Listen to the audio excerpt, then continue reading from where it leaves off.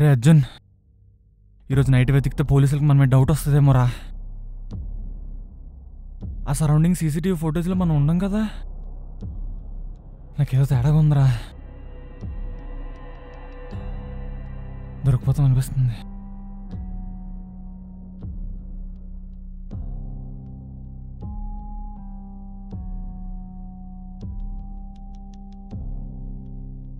దొరికిపోతామా? పోలీసులకా?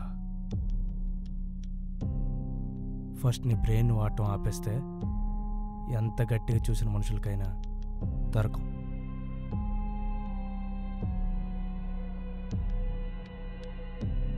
పోలీసులకు కావాల్సింది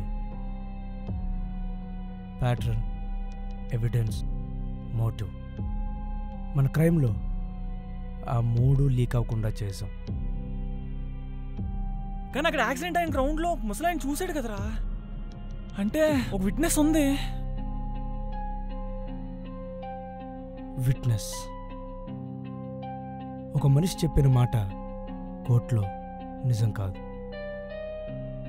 రికార్డ్ లేకపోతే అది కోర్టులో ఒక ఊహ మాత్రమే. సరే, అయినా చెప్పినా సరే అది కథలో ఉంటుంది తప్ప నిజంలా కాదు.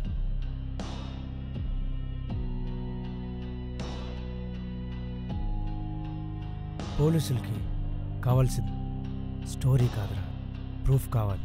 ఏదేమైనా సీసీటీవీ కవరేజ్లో దొరకకుండా ఉండలేం కదరా. నా భయం అదేరా.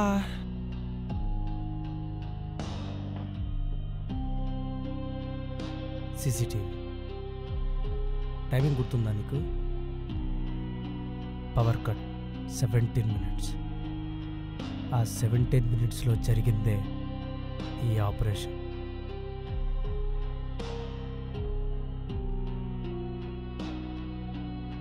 సీసీటీవీ రికార్డ్ చేయాలంటే లైట్ ఉండాలి. నైట్ విజన్ కెమెరా కాదది.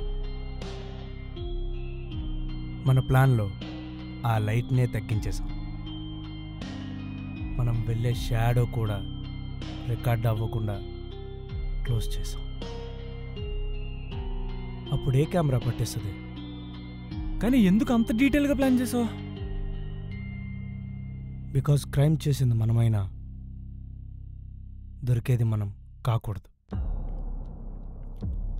మనం క్రైమ్ని ఒక ఇన్సిడెంట్లా క్రియేట్ చేసాం, యాక్సిడెంట్లా డిజైన్ చేసాం. అర్థమైందా? పోలీసులకు కనబడేది ఒక యాక్సిడెంట్, కానీ మనకు తెలిసింది పర్ఫెక్ట్ ఎగ్జిక్యూషన్. అంటే ఇప్పుడు నిజమే చెప్పినా ఎవరు నమ్మరని అర్థం. ఎగ్జాక్ట్లీ.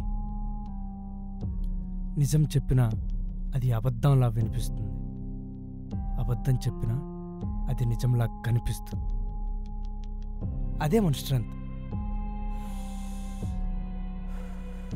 So relax. పోలీసులు వెతికే వరకు కాదు,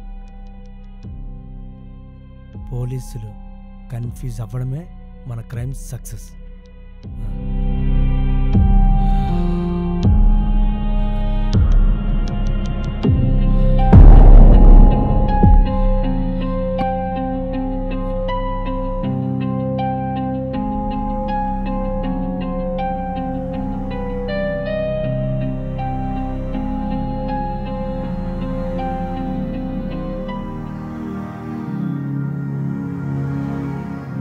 శాంతి, ఇదంతా ఒక మాస్టర్ మైండ్లో అనిపిస్తుంది. ఇది యాక్సిడెంట్ కాదు, ఎవరి మైండ్లోనో ముందుగా డిసైడ్ అయినా చావులా ఉంది.